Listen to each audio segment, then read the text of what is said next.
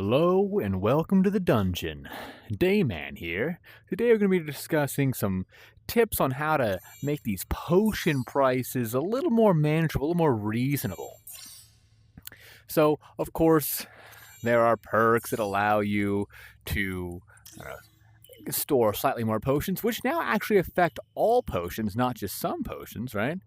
Um, which is great. Of course, you're not going to be able to carry more like bones or whatever. But one thing that you can do in order to stock up on potions before a dungeon is kind of take a... Oh, so cool. I love these hazard missions. Very cool. But I don't like bow-only missions. That's just an aiming issue on my part. Skill issue. So as you jump into a sandbox here, one of the cool things you can do is load up a mission full of potions. Check this out. Create an encounter. Get some enemies going. Whatever biome you want. Doesn't matter the tier of difficulty. I'm a masochist. Let's see what we can get. Alright. So, we want pickups. Okay? So you can get some of these health potions. You can get some bomb potions. You get some power-ups, right? So, this allows you to get a few of these potions without having to purchase them. So save on some costs. Let's load up a few enemies, as I have promised you guys, tactics on how to manage enemies. Let's get a couple spiders, a couple bats, some slimy boys. What are these guys? Oh, that's the skeletal warrior. I'm always calling this guy a skeletal warrior. He's a skeleton boss. Archerinos. Majorinos. Oh, okay. You're like, this guy's gonna die instantly. You're right, I am. Let's find out. Is that everything I can load? Alright. Those are all our typical enemies. I might actually get rid of Scorpy Boys because they don't really do much but like skittle about until... Let me delete. Where? You are gone. Let's load up some imps because I think the imps have some pretty cool tactics. So you get the ranged ones. Nice. Whew. So as I kind of go through here, obviously, any spiders are going to be able to jump at you. Ice spiders are a bit of a challenge, so target down those first. You can disable jumping attacks, but it's not the most useful thing. So here I'm going to run out, see if I can get them to do a jumping attack. If they do a jumping attack, you can have them literally jump into your spear. Okay. I hear Slimers. Oh no. Okay, nice. Now, you do not want to get hucked to it getting all spat upon by these guys, right? So, always be strafing. Watch when they're doing that. Again, these are spiders that just have arachnophobia on. Smack them down, right? Keep your range, typically. Now, with these guys, I like to keep my umbrella up, and then it's literally just fly swatting, right? Slimes, Roomba. Again, gonna see me die a few times. It's okay. It's okay. You're gonna be Roombaing. I have noticed that some of these things have become a little bit harder to hit. Load up some slimes. Warriors. I'm gonna keep going through these waves here. We already talked about bosses. Tiny wasps, can't stand them. Medium wasps, ain't a big deal. Zomboids. Impidimps.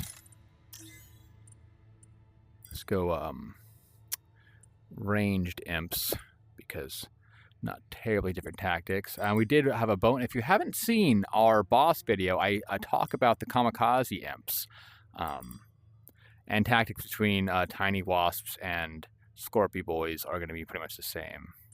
Or tiny bomb, lost souls and tiny wasps are going to be the same. Let's hit it. So if you have a larger weapon, one thing you can do here is, you know, again, that's what I was trying to show with the... Okay, they're pretty fast, so kind of don't keep your weapon on the floor, but kind of keep it elevated, because if it's on the floor, it's just going to drag. So kind of keep it off of the floor. With skeletal warriors, they ain't too bad. Again, always target down what I love is you can, with sword and shield, I can keep pretty effective distance. And as long as I'm backing up and not allowing them to get too close to me. Open up. Keep your guard up, even if you're frozen, guys. Boom. See, it doesn't have to be a death sentence. Now, I'm once again gonna let him freeze me. It's scary, I know. Cracking any potion, doesn't matter what it is, any potion is going to... Again, wait for them to open up with an attack, move in and out, and take those strikes. Once again, any potions you collect in the sandbox, you can carry back to... Yeah. Skelly boys! You see, we actually have larger versions of the enemies now, which I think is... With the shield, what you just saw there, was a classic mistake of trying to rush in with the slam. Keep distance. Right? With your charge weapons, you can actually keep staggered, creating openings, right? I'm not gonna die, I'm not gonna die, I'm not gonna die! Woo, baby! So, as we did notice, any potion, with the exception of, I think, the bomb potion. Okay. Let's go into... So with dagger tactics, right, they have a tendency to sidestep if, you know, at those higher tiers. But they can't sidestep while they're swinging. We already know this.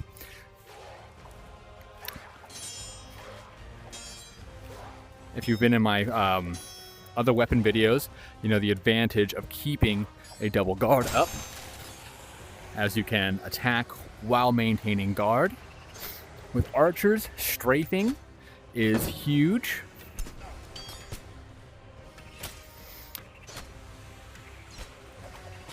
Ranged weapons are, of course, going to be, you know, a way of leveling that playing field. And you can even start to lure them into certain locations, because they will always back away from you. So if you're trying to... Wow, got past my shield there, huh? So you can wait for them to get that draw going, start to strafe. See how I'm pushing them away from an area here? If I'm like trying to protect my allies, I can walk towards them and begin to lure them into a location there where I can more easily manage them. They can block you with their bow, so again, be mindful of where that bow is. When it comes to wizards, one might think that, oh, he's a little wizard boy, I can jump on him and overpower him. But these guys have some crazy bow staff skills, right? I mean, again, always focus down your ice enemies first. And very similar to any ranged opponent, you're going to be wanting to be strafing. Keep your guard up. I don't have any sort of magic reduction. Again, I could have dropped my haste there, but I wanted to show that you don't necessarily need to be afraid of ranged projectiles if you keep that guard up. Now, without an unblockable weapon, these guys can be kind of annoying to get into melee, so you have to wait for them to initiate that more powerful bow staff skills they got. If you have any sort of explosive weapon, staggering them is a useful tactic.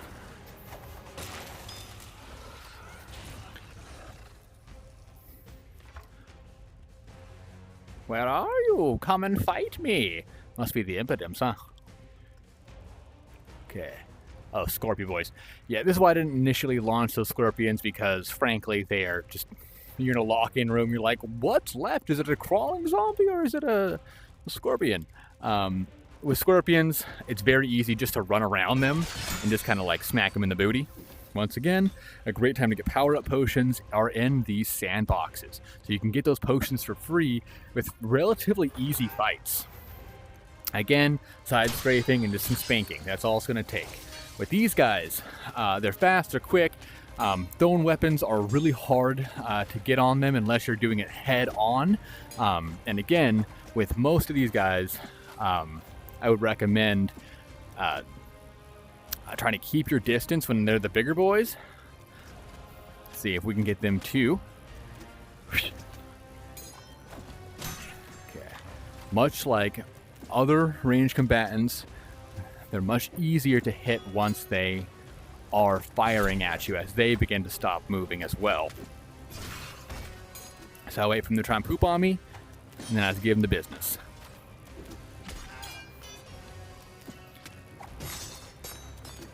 Now, ranged weapons with decent range are going to always be pretty useful in any dungeon. Homie's Neo over here. Alrighty. Zombies, unless they're tickling you from behind and you don't see them coming, they're a pretty easy enemy to deal with. Obviously, any sort of poison enemy is going to be annoying to deal with. A pretty common tactic with these guys is to try to get that immediate headshot on them. If you can get directly on the head, I'm gonna let you unfreeze. If you can get them directly in the head, and I find that thrown weapons, hit my own spear, that was cool, or I guess unfortunate, but those thrown weapons are pretty good at zeroing in on the head, but it's not a guarantee. I made a grave mistake there. You never want to show a zombie your back. And here, he's already taking some damage. He's probably going to die even if I don't get the headshot. But if you have an axe, again, these guys are, they're always going to rush you. So if you see them running at you, I like to do the backup. But I don't just back straight up. I try to keep myself either strafing in circles. These guys are very aggressive and are far less deterred, unlike the skeletal warriors, at the speed of their attack. So again, you can keep that. I like how you can kind of determine how much health they have based off of the horns on their head. So don't just attack willy-nilly. Target down more weak enemies. Help your allies. Once again, you can do similar in and out tactics. Unfreeze. I don't want to just shatter you.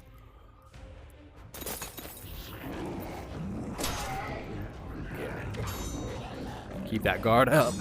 Find those openings, work it in. Work in and out. Oh, see? Look at that. Saving money. So do those power-up missions in the sandbox. Okay. Ooh, look at that. Hey, tell me if you've seen one of these guys before. These guys are relatively new poison ones. Alright, now that these guys are ranged, you can start to use those same tactics. So they're going to move in on you. Right? When you see them throwing, that's a good opportunity for us to choose to counter with our own throw. And if they're throwing at you, your thrown weapons will often deflect what they're throwing at you. Okay. I don't want to get poisoned, so I'm going to target down the poisoned enemy, right? Or the poison enemy. Spears, swords, all this stuff is good. Keep your guard up.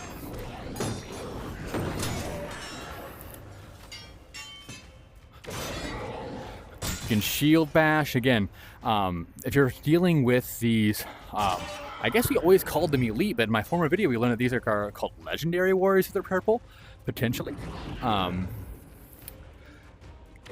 So if there's like actual pits and things like that, you can choose to knock them into those pits.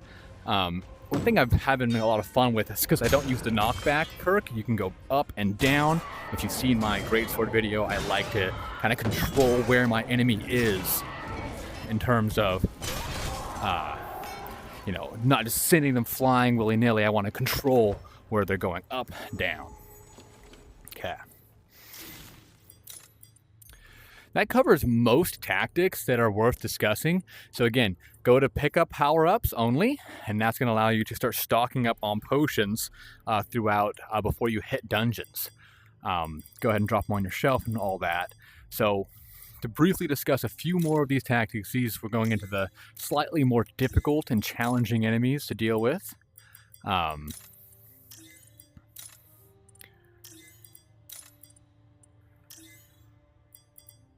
Okay. No. Okay. Let's see how that goes. All right. Going over a few more enemies. Whenever you're dealing with these bomb-throwing imps, they're going to do one thrown bomb, so kind of back off, and then run straight at them. Once you run straight at them, they're going to take care of themselves. But these guys, they're not going to attack you. Sorry. They're not going to attack you until they see you. Okay? So I'll relaunch that. If you watched my former video discussing the bosses, you know how much I despise these guys. Okay, we got a few flame skulls. We talked about uber mages. I can say those bosses. We'll get some octoluses here. And we're almost through with our enemy encounters here. So, they're not going to start targeting you until they see you, right? You'll know that they see you because their color will change, right? So call these out in a dungeon if you see them. They like to hide behind corners and all that. But once they see you, right, you might get lucky and be able to, thrown weapons or keeping a spear in front of you. Again, I never claim to be... See, they like to hide, right? You don't know where they're at. And so, if you see them, you can try to take care of it at a range. If not, once they're engaged, you just have to throw at them. So these guys, pretty easy to deal with. More often than not, it's just playing pinata, right? Now they can chew on you just like they're big boys, and give you some environmental deaths. Bat them into areas where they are less likely to take that height advantage. So just like the big boy bosses. I always think this one looks kind of like the Joker, huh?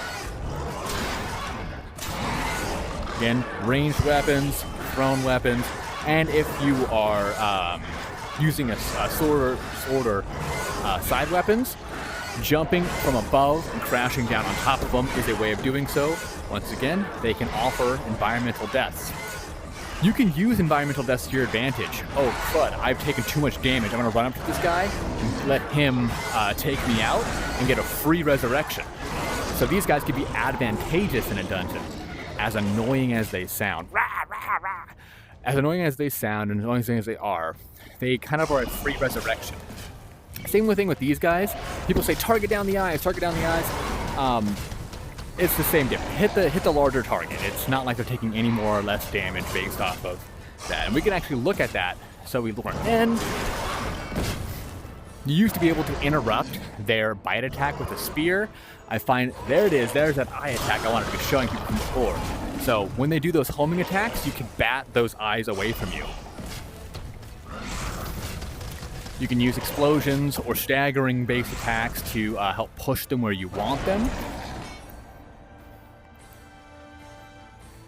That was a bad move on my behalf because you always want to be keeping your eyes on your opponents. These guys have too many eyes, so they have the advantage there.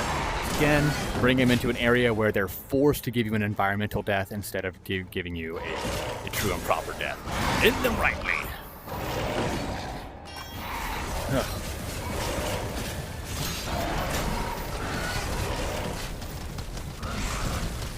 As you notice, just hit larger mass. You're going to do just as much damage without having to waste your time trying to do those aims. It was an early tip that I would hear, oh, target down their eyes, target down their eyes. And having really never noticed a difference in damage, let's go ahead and launch one right now. And let's see. By the way, when it comes to your weapons, you can look at their loadout by pressing down on your thumbstick. By pressing down on the thumb, you can see how much your weapons do. My mythical does 167 criticals explosions. Criticals absorb. vampire. I need another way of getting my health back and ice, criticals, and sorcerer damage. Mage Slayer. By the way, elemental damage does additional damage to elemental enemies. It doesn't deal additional elemental damage, if you were wondering. And with that, we have a tip on how to stock up on potions, much easier. And let's head back to the outpost here. When we return to the outpost, we can go and drop off those potions and be able to kind of mitigate this busted economy. So, how to get free potions, as well as, and again, I did that at tier 7 just because I want to have a challenge. Run it at tier 1 and you're going to be getting pretty much the same potions. Oh. Look at that. So, bypass the busted economy, go into sandboxes, drop power-up potions, and with that, you also have some nice tactics on how to deal with our various enemies in the game. All right, that's Dayman out. Remember to disinfect your face mask and wash your face. See you in the dungeon. Peace.